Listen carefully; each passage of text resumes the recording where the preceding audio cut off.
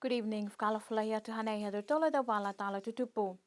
Kua whiwhili toai he whakatuwhano ke whakangahua tau whakaholoanga ke whamanonu mo e whaleika I lalo hefo he tau whakatokanga he NPNC board. Talahau he lilifu palemia koe taule kua ke he Reef Group tō nā kai lauia e tau pisinisi ne kauwhalataha mo e whakatuwhano. Kua whita whoki ni e tau whakatutalanga me tau receivers ke whai whakatokanga.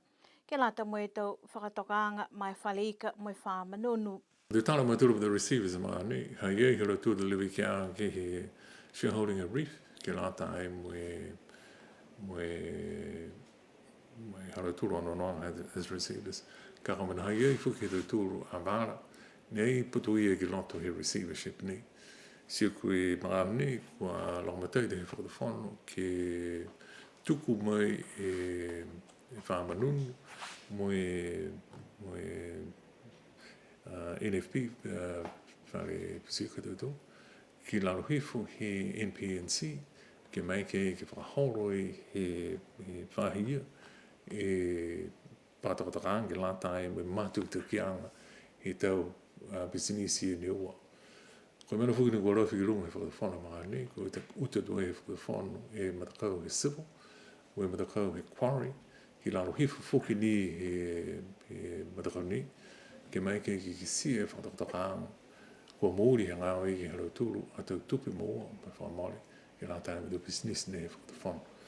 Si tausi pihia he ngāo ni, haka manako, ke whamaupopo e budget, ke rā tāi, mo e kamatanga he mahina i ula he tau ni, he financial year. Ne pehe e lilifu palemia, kua talia he whakatuwhano ke tau isi tau tutongi halau tolu ke he whamanonu. Koe whakatawhano ni I lalo hifu he NPNC, mo manager ko whakangahua he whakatawhano ki laumatai e whae business ne he whakatawhano. Si koe tau tangata hua whakatawhano, tunga hua ki lalo hifu ni he whahi he whakatawhano.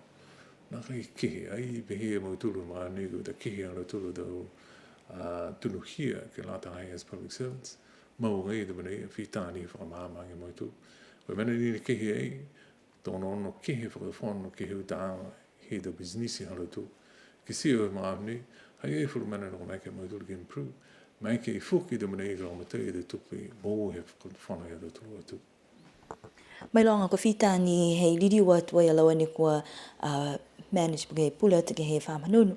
Kua maua na kai e tangata ke hukui, mo e poke whiwhiri mai ni e tangata ni kua whitāni he ngahua ke te maha kua moana. Kua whitāni whiwhiri mai turu ni kau ke Shak ke manager do whaama mo e NFP, si bihia ni a quarry myself. Si mai ki nei ke whamamai e pohala ni kua whiwhiri ai ke latai mo e tangata nei ke pule ai. Whiwhiri ni e mauturu he board ke latai mo e maturu no noanga he tangata no mai ke tau whikau nei. Kua whiawhia whoki e matua palemia, kua maua e takitaki whō, ko ia taha matakai nā Niue, ne kua liu mai ke langmatai e taunga hua asi haki he motu. Koe taha hiki anga whoki, ne kua tauita ke la lawhi atu ai e whahi tāwili makasipi ke quarry, ha koe tau whakatokaanga transformation he whakatuwhano. Koe whahi tapu kua moale ne taha e tangata ne kua tuaha kua ngalo ki moana, moe mawhisi ta tangata ke kauwhalataha ke watu moe kumia ia.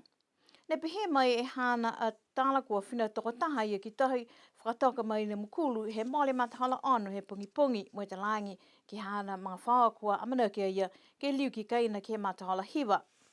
Ko mole whakatose e taha I tulai whinato ia ke takawhanga moe taha ika koe haku ne ko moa ia ka toa e ua tulai he tau whitului. Moe ika toki sia ia ko mamaua ia ki moana moe ko kamata ke puke e waka he puke waitahi. Ne whakatoke e ika moe kamata ke ahu e waka kai lahi loka moe tomu he whamua he waka. Hopo ia ki tahi moe mawhului he waka kai nā kai tupitupe ia kua hili e waka moe mai ke ia ke tāpiki ke he whou. Kua manamanatu, whakaukula ia ke te puhala ni kua lata ke tauise moe amamanaki ni kua whaitangata ko atu ke kumia ia. Mai longa whoki kua kamata ke tawhea ki moana kai tumau ni ke se motu.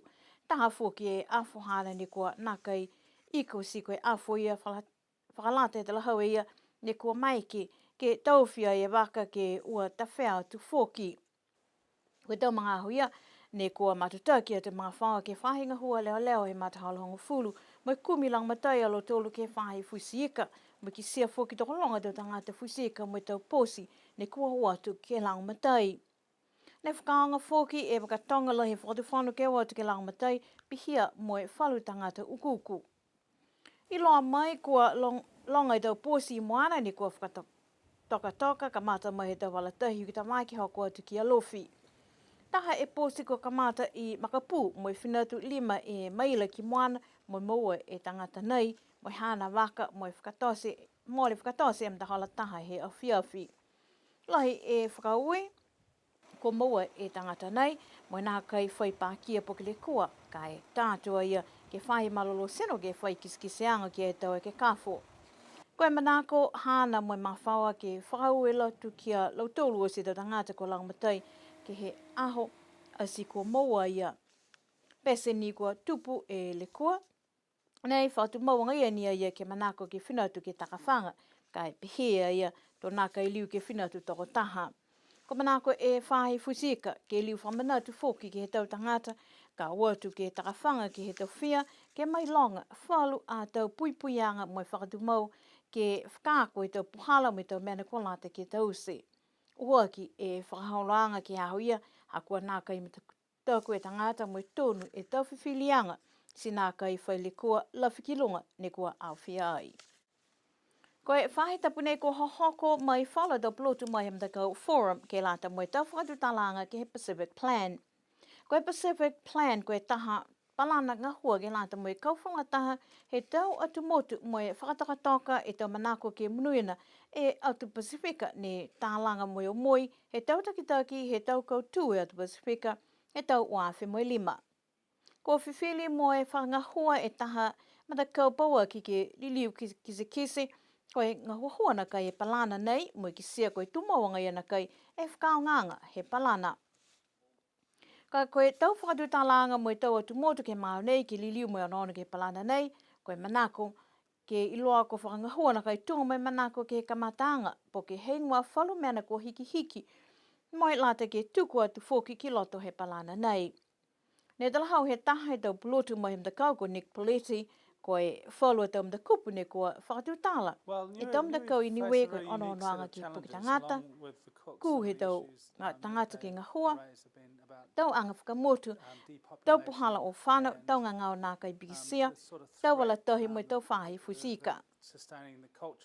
Koe taha mena whoki kua kisia he halo tūla tau whenanga ki he Pasifika kua nā kai lohi, e māmaanga he tau tangata, ke he Pacific Plan, mo kua lata ke liu ke anono ke tukutuku hifo, e tau matapatu ngahua ne kua anono ki ai, ke mai ke tau motu ke whakangahua.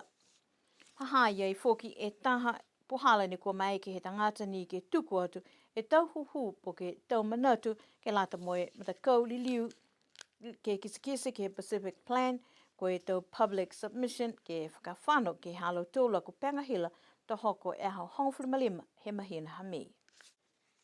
Ko e whanwanga ke lata moe maloro hila ke tau atu motu he Pasifika kua whakatoka ki New Zealand ne ki sia whoki kua whenonga atu tau takitau ke tau motu atu Pasifika ke motu ko Tonga pihia ke whakau sianga whono I New Zealand. Pehe liv palimia ko toke talangi ko whenonga atu haniwe ke whanwanga nei ki kisikisi ke tau whakatoka anga hua. Muka niwe ko I loa te tau tūru, si pihia ni e whakamāmaanga hāko ke he hamau tūru whanwanga. E mōne I tuku pai mga hoa hai he panel ke wangahau iu. Peo ko uafuru miliona Niuean 9th. Ke mō ai 100% songa. Power generation.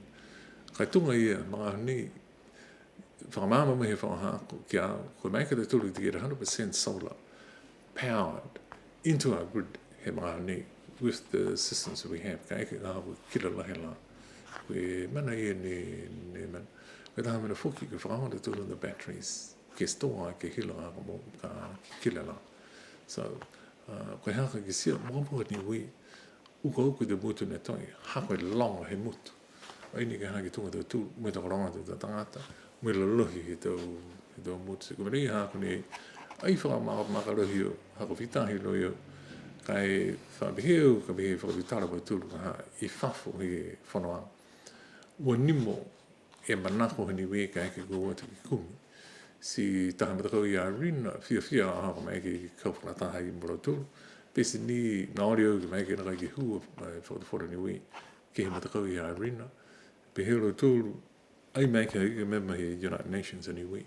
Si kai behelo tulu, mai ke niwe ke hai ke kumi te lo tulu hinga te mana mai ke lo tulu na mate. Ua ka niwe he tasi.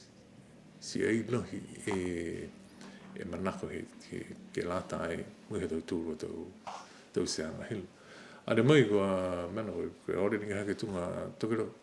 Mai ko sila ke tau si o whoro ni sila ka ipihia. Taka ni au whakatutara ngā pai tulu. Heu ke tala makali. Taka ni ipihia. Ka eke ni ko whai ono noanga ke lata ai me whikau ia tō hotu ke. Koe ka kano fuki ni hako e mana te tulu ni ono lahi e maa ne. Maria Varele ke risio. So ke manako lahi ke mōta mara tupi ke longa tei ngi hui e tatu. Nā kai o le tupi, atu a Niue he talahau ia ke he whonoanga nei. Ai o mautulu ki pehe mō e tupi. Kai o mautulu tunga I o mautulu I tanga uina whakatawhanatanga ke kisia hara tulu tau whakatawhatakaanga. Si lohi whiawhia haka mai ke mautulu kai ke loa koe Tongan Energy Roadmap. Ha whanaa kai nuku tau si kau whakataha I loa ai. So ke loa te lo tulu ai muni koe hingoa e lohi. Ke te mana lo tulu mana koe ke lata ai me kau tua tonga. Nā kai ni ka tonga tapu. Ka te mutu whafo. Si tunga ni ki se te tulu ha mai loa whaki te tulu. Ke he mai a tonga mo ni. Haka mina lohi a tonga si longa mutu. Si uka lo tulu ka hake pe longa tei tonga tapu ka longa tei whaki te mutu tua. Si ke te mana i ne o mai tulu ki si ai. Whana mai tulu ni silo ke mai tulu ke whana mai tulu mata kau ne kua tau si e tau tupe tunga e iu moi whakatawhana New Zealand ke longa tei e ke tau motu ne kua tau si e te roadmaps ia po ke tau si e ke whakatawhataka e te roadmaps pi hia koe hatu tūru tuanga I mga honi koe tau tupe ne kua whaki mai he whakatawhana se bani mai whakatawhana mai EU kua whakanga tu he whakatawhana ke tau si e ki hatu tūru a solar si koe amamuna ki anga hama tūru po ke haa koe whakatutara anga mai whakatawhana mai iu whakone mai. Ke matu takini e whakaanga he te tupe te tūru mo mai iu ke lama tau ki tanga hui he te tūru. Koe bihi e whukini e ore he mau tūru ke whakatawhana se bani ke matu takini e whakaanga. Whihi tupe ni we ke mou ai ke lama tau e ke whakau he te tūru. Ua fulu miliana ne tai. Tō mai ke te tūru ke mou ai e mana ni whakahingoa te tūru ke 0% he hila ni mou mai he saula. Ka koe si ke mou a whi, mga honi, ono te tūru ke whakaonganga, po ke whakahoroanga ko tau si ei, ke mou ai tūru ni 0%. Taha mena ni mai nā alahi e po ke uka e whanumena ni, haka mnei la I loa tūnu tau tūru ko mena hanga mutaka pe hanga gerea, e mātou te ke anga he hila ni mou mai he saula, mo hila ni tau se he ti sono. Ka taha mena I ne whae se te tūnu lahi e te tangatanga hua. Hatau tūru, se bihi ni alo tūru ni mai ki tau se ke ua malona e hila hatau tūru, tunga e mga ni. Se bihi e whakatataranga, bihi e whakatataranga, ha mai tūru ni sila. Ai whanolahi au ke he ore tupe, haka whita hilo e au whai tupe ni we, no whita ni he whakatataka ke maua ke lata e whikau ni. Pese ia pehea ia ki alau tūlu he whanoanga ki aua Niuean a Niue e mga hoka ole lang matai. Koe tau whakaholoanga ha Niue he mga nei kua ka mata mai he tau tupe lang matai he tau matakau European Union pihia moe Palm ke 5 ki mai he whakaholoanga ha Japana mai whalumutu he Pasifika. Whakahi koe tau wala tala ki lata ia moe awhi nei kua liu tungai e whiua kilikiki ka mata mole atu tolo e whaitapu he okioki e tau matakau. Nei whakaonga o si e 5 e male ke lata me tau whiua he awha I umka mole ni kua lahi fōki e wela he matala. Ko ki sia ki he whalu matakau kwa nā kai tūmitaki ha kua lewa tau liu whai whiua fōki kai tōla he fulufulala he tau whiua ki kiskisi atu ki ai. He tau whiua mai e he wewehe anga whakamua nā kai pele matakau ha kupu. Ne wheako e tau malolo he tau matakau halofi mo la kiapa ke male ha kupu ne kautū e matakau halofi. Koe whewa ha liku mo tamakatonga ki la kepa kua maloloa liku mo mua ke tau ola. Koe whewa whakahiku whokia ia mai mtakau ha tamakatonga. Koe tau tutuanga ke ngau nei, ha kupu tolu e whewa mua o sisi moa hongflumalima e poini. Ha kupu ua e pele tahe mua taha ni mui ono e ola. Alofi ua e pele taha mua taha ni mui ono e ola. Liku ua e wheua taha e mua taha ni mui ono e puini foki. Ko tamakatonga whae pele ua e mua ne ua ni mui hongflumaua e ola. La kepa tolu e pele mo tolu e mui mua tolu e ola. Ke bebeheanga ke ua ki ni kisia ke malei mutalau, whae tapune ko kisia ta malolo e ta mtakau, lafi a hiku toi mo awasele, ne kau tūni e mtakau mai whae tonga hi motu ko awasele. Koe tau mtakau ha tuapa mo mutalau ni whetako ki waia, ta mua tuapa mo nā kai mai ke mtakau mutalau ki tutuli ola, kau tūni e mtakau ha tuapa. Koe whewa ha makefu mo waia ki liku ni kua moe kau tū whakamua mai mtakau ha waia. Si koe mena ia koe tau tutuanga ki he beweheanga ki uaki ki mga nei waia, tolu e whewa halo tolu, tahe mua ua ni mui, fitu e ola. Tuapa ua e whewa mo kau tū, hongfulu e ola. Makefu ua e whewa, taha ni mui mo taha ni oka, wha e ola. Awasele tolu e whewa ua ni kau tū taha ni mui, hongfulu mataha e ola. Hiku toi tolu e whewa taha ni oka, tolu ni mui lima e ola. Mutalau tolu e whewa ua ni mua mo taha e mui hongfulu mataha e ola. Wai ono anga tō whai whewa whoki ke whahe tapunei, mo e whahe tapukahau, mo e amamna ki anga ke lata mo e tō whainolo ke hao wha he mahina hami. Hana tō tola da wala tala tutupu, ke lata ia mo e awhiawhi nei, ana wha mai mawhala.